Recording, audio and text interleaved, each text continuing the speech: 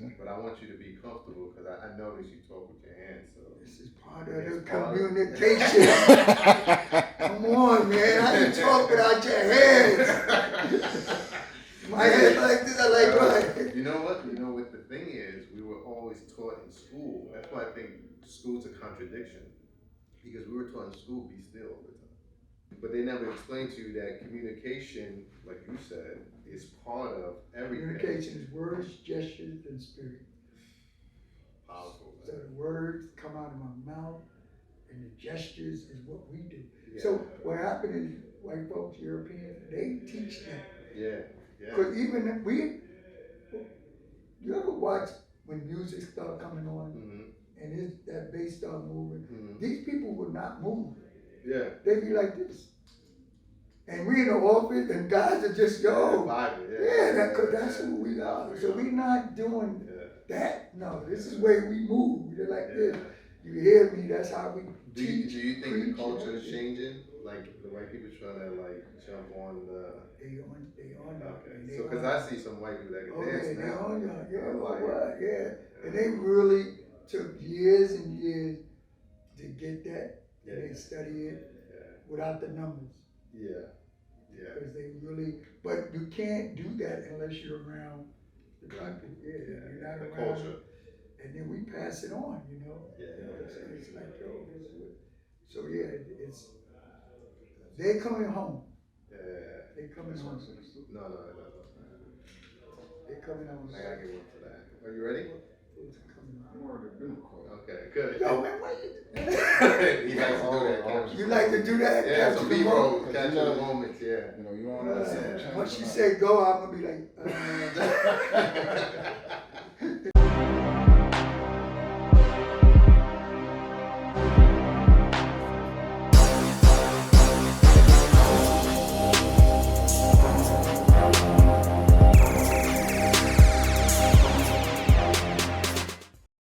Welcome back to It Starts Now, the Happy Hour Finance and Business. My name is Stan Lane, and this is an amazing opportunity that we just got into. We've been trying to make this work for some time now, and it's finally here. We're super excited.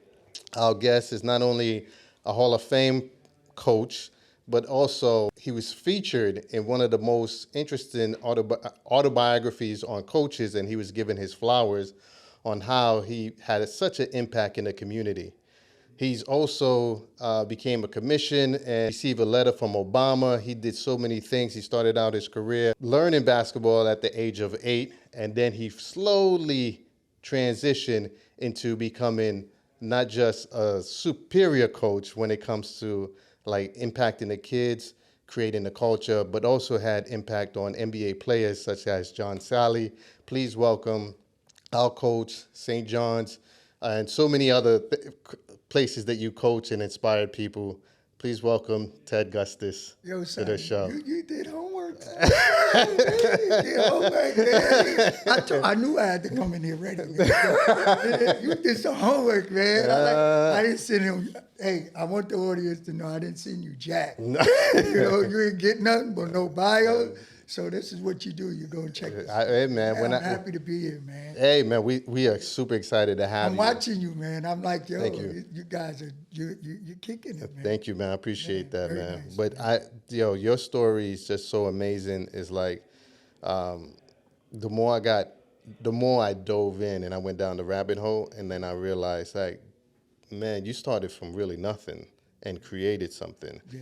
And I know you fell in love with basketball at the age of 8, and you got actually at 8th grade. 8th grade. Yes. Oh. Yeah. And then, but you took a year to build up your skill set, and then you got really good at it and started doing.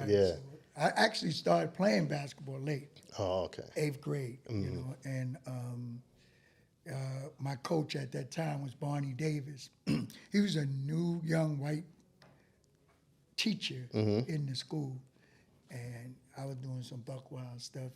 That was junior high school, and he used to bring me in during lunchtime and say, "Hey, why don't you play ball?" Right. I'm like, "I don't play ball. I like doing what I do, the gangs Yeah. and all that." So he would let me come in at lunchtime and put a ball in my hand, and was the first guy that took me around other white people because in my community it was just blacks. You know? Right, The right, only one white you saw was teachers, bill collectors, right, police officers. right, So, right, right. but hanging out with white people, I didn't have no kind of clue. And he took me on his team, and I was, the only black on his team. Hmm. And it took me one summer, because I used to sing. Right, right. I was You was a singer? big time. So you could blow. I used to sing. Okay, okay, okay. I sang a lot. I was blowing a lot, in terms of the singing. Soul Redemption, sang at the Apollo. We won the whole Apollo thing when I was a kid. But then basketball just took my heart, man. Yeah. Yeah.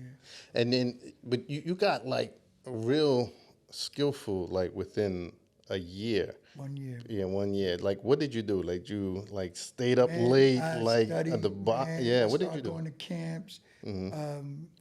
I got with Walt Frazier. I used to go to his camp, and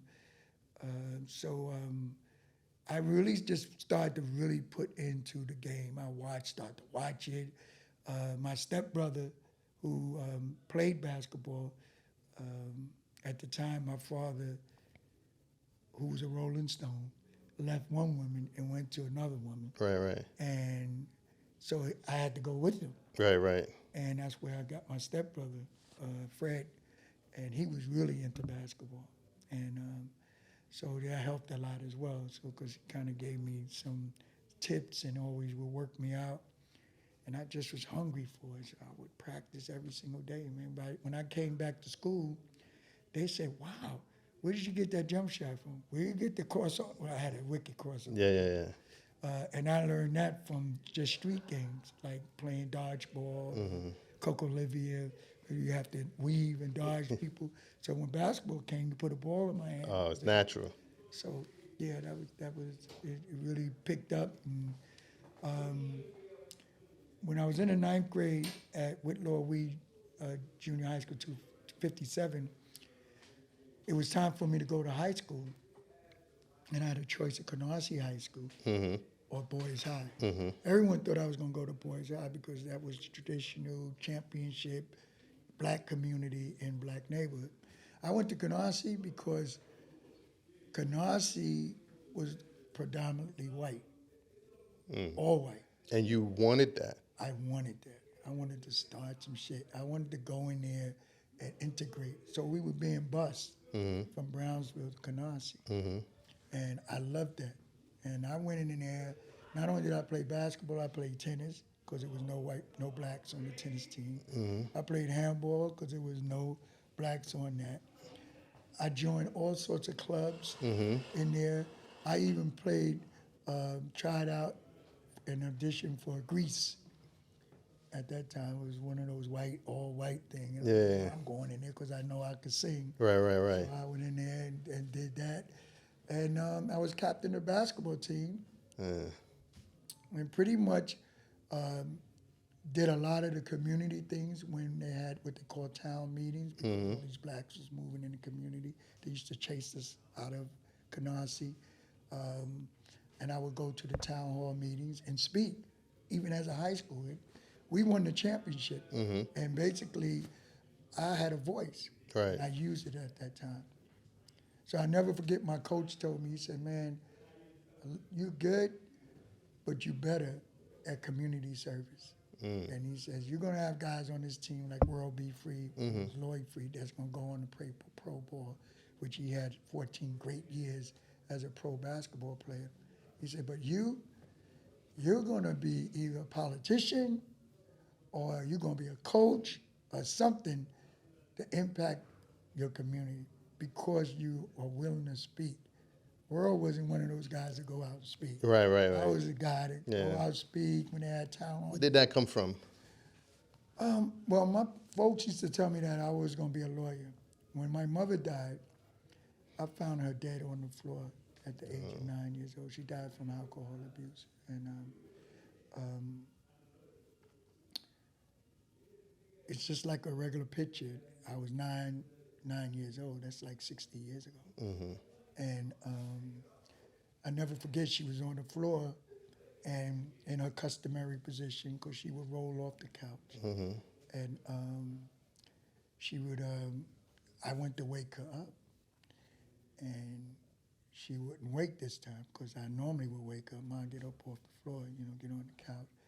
And her favorite song was being played, "A Change Is Gonna Come," by Sam Cooke. And I never forget, she was like cold and everything, and it's like crazy, man. And that song was playing. Been a long time coming. Yeah. Change is gonna come. Wow. And that was her favorite song, so she must have died on that. And when I turned her over, I thought it was dirt. I've always described it as dirt coming from her mouth and her nose. Later learned that she hemorrhaged and had like a busted From the inside, internal. from the inside. And How did that make you feel? that was real. Oh man, that was devastating because it was that week when she had came up to the school. I didn't like for my mother to come to school because she was always drinking and stuff like that. But the teachers at that time used to tell my mother how how intelligent I was and how smart I was and everything. But I would act up. I used my intelligence to create gangs and bringing people together, still doing what I do. But, and the last words my mother had said to me was, at the school, she says, "The people care about you." She says, "Boy, you're going to kill me. Boy, you're going to kill me if you keep acting like that." And so when I found her dead, I ran through a railroad apartment because you had the living room here, the kitchen, everything straight across. We lived in the basement. And I ran through this and I killed Mommy. I killed Mommy. So when I tell the story about that, I say words have power because I felt I killed my mother. So, and you carried that for. I carried that until I was 14 years old, from 9 to 14. Wow. And how did that play on your mindset? Like, It played, in my mindset that I killed Mommy, and basically because she said so. yeah. But how did that cause you to interact with people? Because if you felt this guilt, you had I was to. very fortunate. That's the reason why I wrote in my book, The Power of One Breath. And I talked about, there was a teacher by the name of Miss Cannon. And I was acting up in the schools, really even more so after my mom passed. And then I met my father. My father came along. They said he was around, but I never knew him like that. I'm the youngest out of 5 siblings, and so I'm the baby. So when my mother died, everybody wants to, who you gonna take? And my father said, "Nah, we ain't gonna split them up. I'm taking my kids." And whatever issues they had, but he came and took us. But I still was acting up in school. And this teacher, her name is Miss Cannon, God bless her, she's passed now.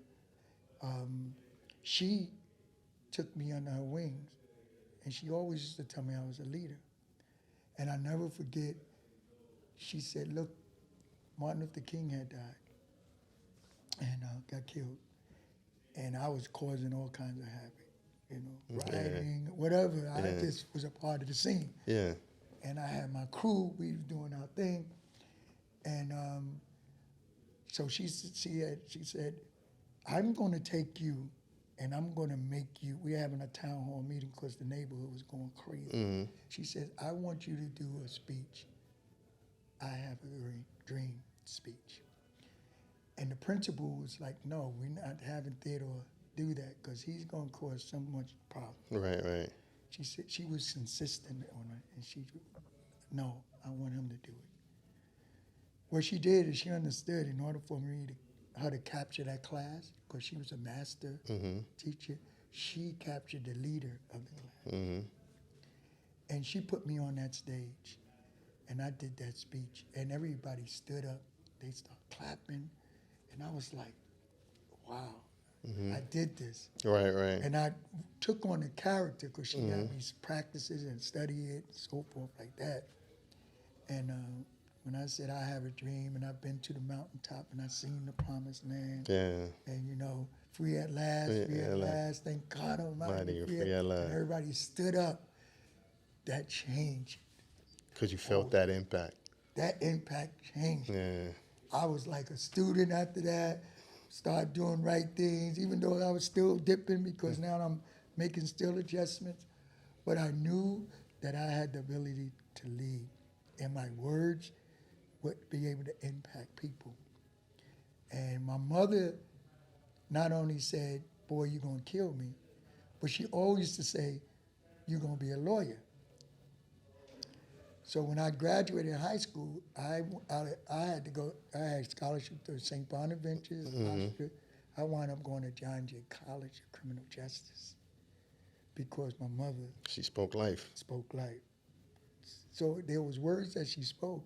She spoke life. So the power in her one breath, the power in the one breath of that teacher was able to breathe life into me. So that's why my book was entitled "The Power in One Breath." Breathe life, So And the transformation part, because your book is titled The Power of yeah. One Breath and Transformation. So to be able, how one breath, all it takes is one breath to transform people, transform a community. So I was on that mission. And by the way, that word, a change is going to come, was the change that was happening in me. Right, right. So I always took that word, because words have powers. Words create our world. So a change is going to come. That was a change in me.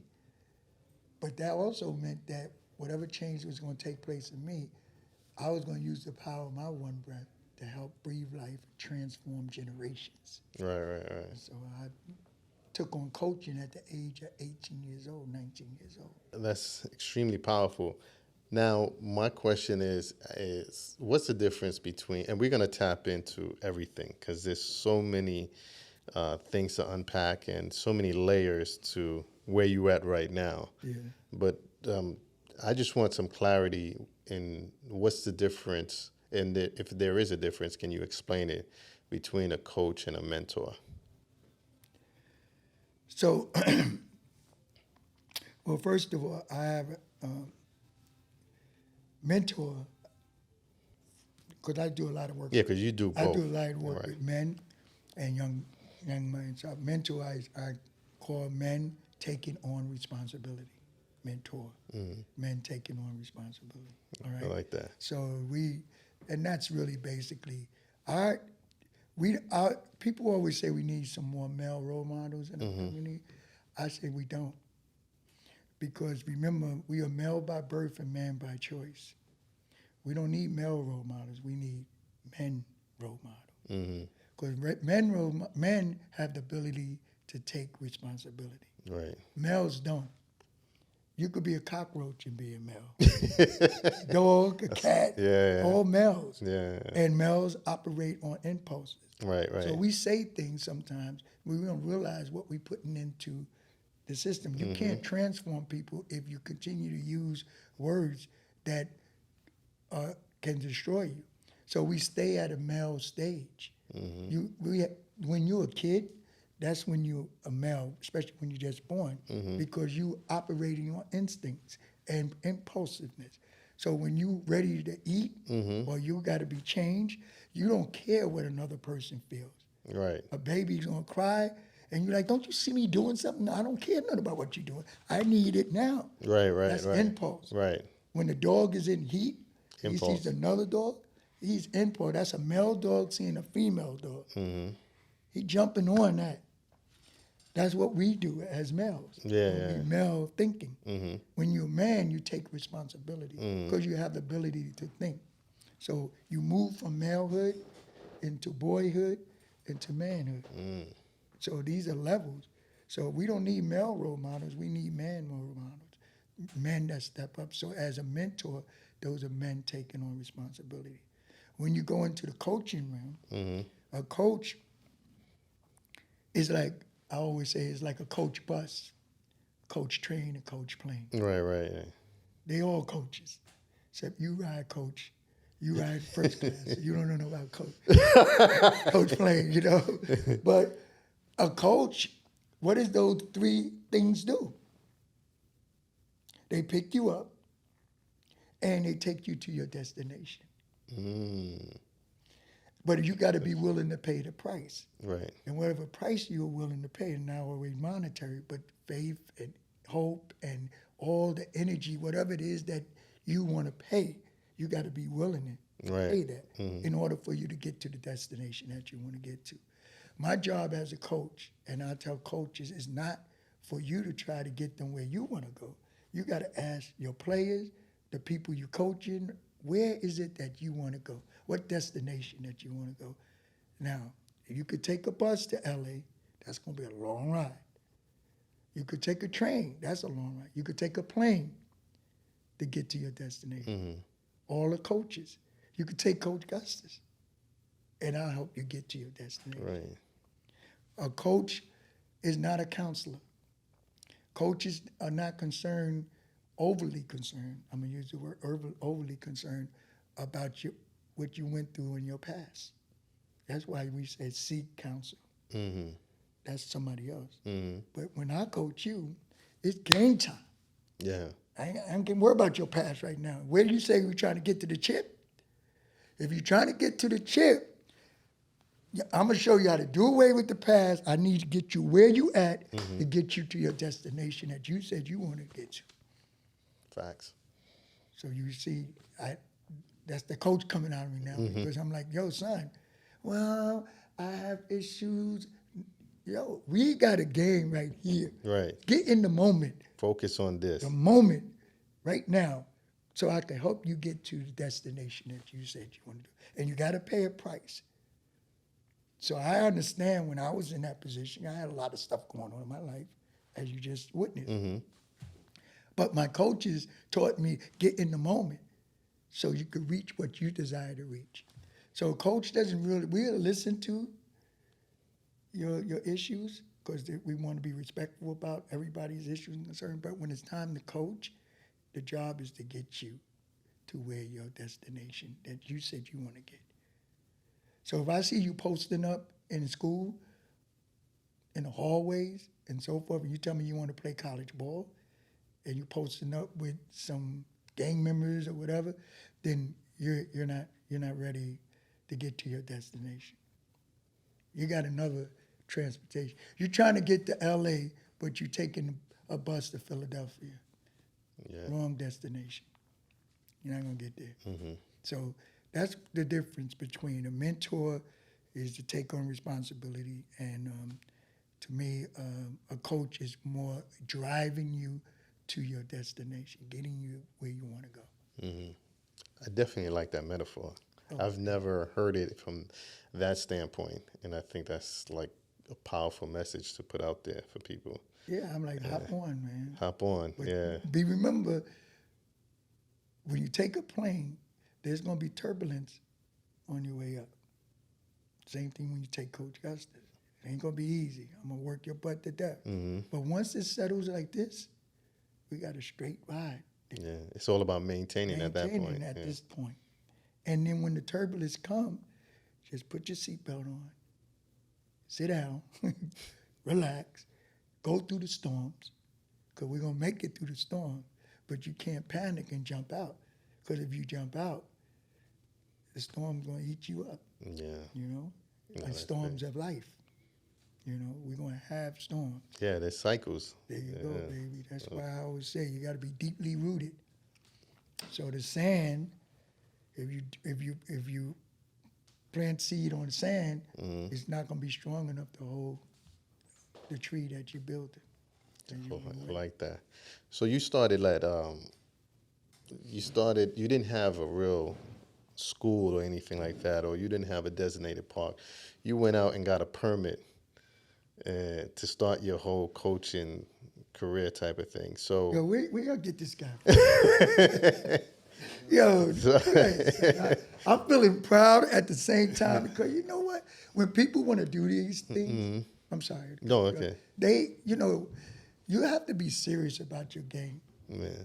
So you can't come in here. I always say, did you do your homework? Are you prepared? Right, right. Are you psyched up? Are you ready to go? Yeah. So yes, I appreciate I that. told you this is a great opportunity for us because I've learned so much, not only observing you, but I also learned from doing the research. But you did start out like made up your mind and said, "This is the path I'm gonna go into." Got yourself a permit, set up in a park, and started coaching.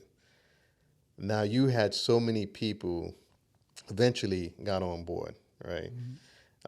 How were you able to How were you able to manage personalities, manage temperaments, manage ages, all right? And not officially being a coach yet, but you knew something. You knew like you could tap into these people. What was it? Well, there's a couple things. I'm gonna give you two things. That was the easy part because remember I was a leader of gangs. Right. So I one gang is a gang. Yeah. You know, It doesn't like, yo, matter. it didn't matter. My Yeah. guys knew I didn't play when it Yeah. come to yo. I asked you to do certain things, get Do it it. done. So Right. you know, I still had that little type Yeah. of energy. You know. Secondly, because I was a baller, and ballers have influence. So if you think you nice, especially back then, you know, people look at me now, but imagine me 19 Right. years old, and I was just nice. So I would like, yo, any one of y'all that's on this team, whether you in high school or anything, post up. We'll do one-on-one. Right. Right. And I used to actually take that. I would have like, I never cut anybody from the team. So I would have 30, 40 kids in that park, Ditmas Park. And I used to go one-on-one with each one of them. Like, you know how you do the knockout thing? Right. Right. Right. You next, Yeah. bang, you next, blah, blah, blah, bang, you know. And so they knew that, yo, this ain't just a coach. But one time I had a meeting with them, and I told them that I suffered from abandonment because my mother died. Mm-hmm.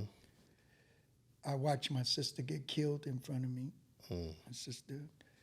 I watched my dog get thrown off a roof. I had found the dog, and we had a great bond.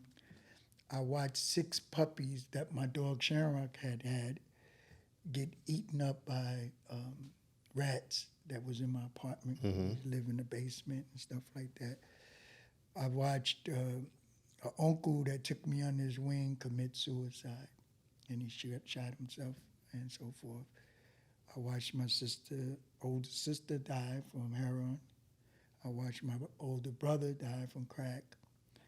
So these were things that I was watching, and I made a commitment that I would, being the youngest in my family, that I would create some young people that I would never have to worry about dealing with abandonment again. So these young people, some of them, here I was 19, my first group, I was 19, they were like 16, 17 years old, my first team. And they were out there, you know, but they needed to rock with me because I was who I was. But I brought them in, and then after that group, I actually took them to Arthur Kill Road. My uncle that shot himself, he used to be a correction officer. He would let us come, and I would bring the team to the prison, just to show them the prison life. And I never forget, I was coaching, and the prison guys was beating my dudes to death. And at halftime, I went in, took off my clothes, and put my stuff on To ball. the ball. And man, I went to work. So that gave me that even more because they came back. You got the credentials. And everybody like, yo, he bust these dudes' butt. And I was, you know, they broadly in there, but they couldn't handle just the rock, you know, everything. My uncle was so proud, you know. But so I did that, and so that kind of got these young people to be under me. And then I got the next group. So my oldest player is around like 66, you know, and then I got the younger ones that came afterward.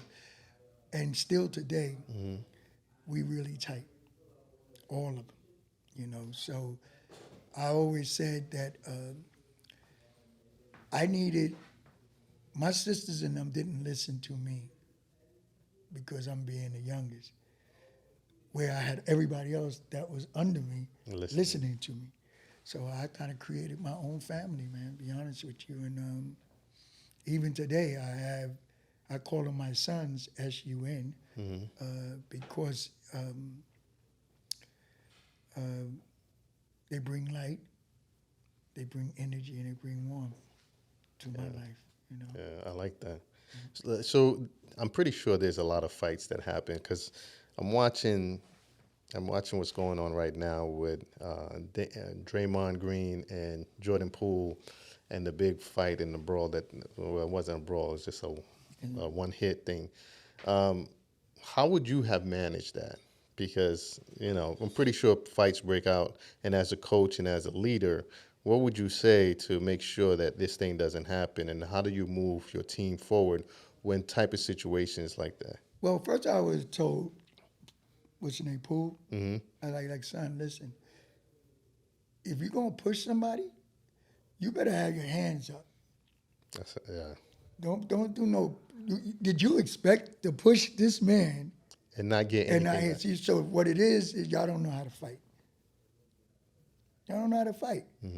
So you pushed him thinking what?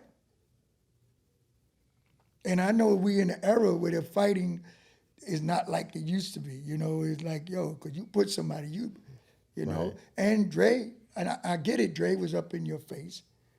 And you pretty much are saying, you know, I'm not bow down to this guy. So if you're going to push him, be prepared to fight. Right. Now, I hate hypocrites. And this is where old heads, they got a lot of nerve. Some of the old heads that I'm listening to, stop it. Stop it. Y'all, You know you would react too. First of all, y'all saying these young people are soft. And Dre is the one that's been telling y'all saying if he was back in the day, they would, you know, they would bust. And he said he made a good sense. He said, oh, y'all think that if I was back in the day, that y'all think y'all could punk me? Y'all couldn't punk everybody in the league. So you're not gonna punk me just because y'all think we soft now. Right. Because we don't have many fights. Right. That ain't the truth. He like, yo, y'all came at me. I would have been one of those guys. I would have been the Ron Artest and all those guys. Trust me. And that's why it gets me. Everybody think, oh, in the day that LeBron couldn't play.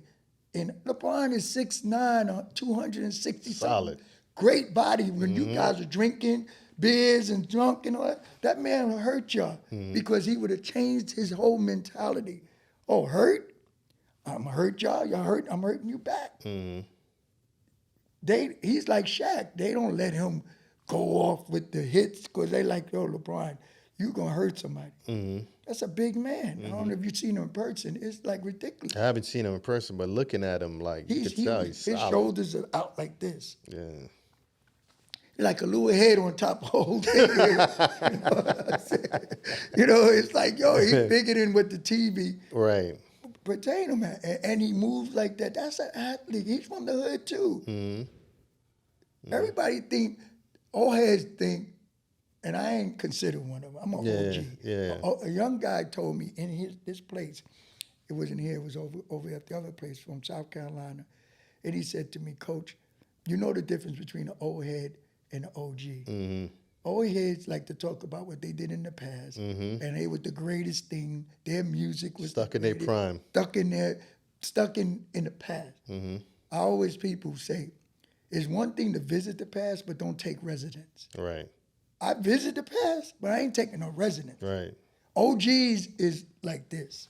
OGs like, yo, son, I see what you doing. I like that pair of pants you wear.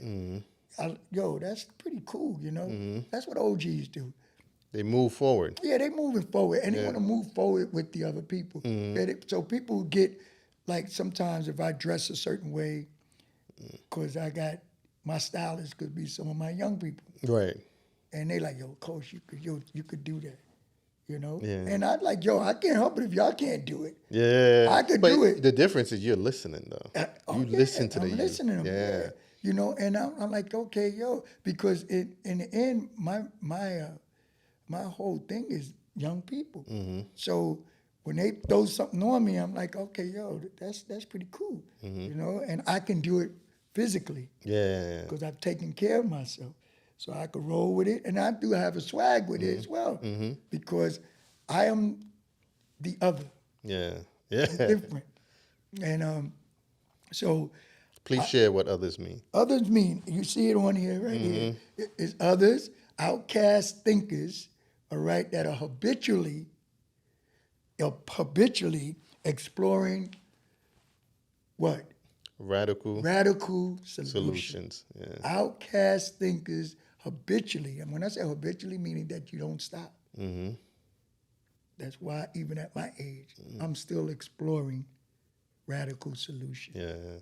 So the fact that you listen and not only in designing and with the fashion moving it forward, but you also listen when it comes to like crypto, when it comes to like new technology and all these things. Because people don't know quite as kept. You're like a strong entrepreneur.